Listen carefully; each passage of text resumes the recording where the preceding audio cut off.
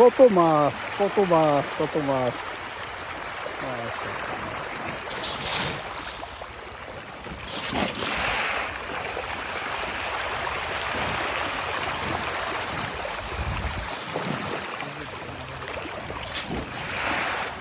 আমরা হ্যামিলনের বাঁশিওয়ালার নাম শুনছি, যে হ্যামিলনের বাঁশিওয়ালা বাঁশি বাজালে একাধারে তার পিছনে সবগুলো যত ইঁদুর ছিল, হ্যামিলন শহরের যত ইঁদুর ছিল সব একদম পিছনে লাইন ধরতো।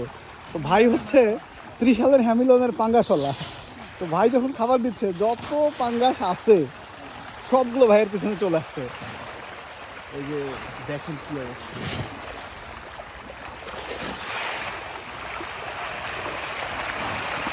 কত মাছ।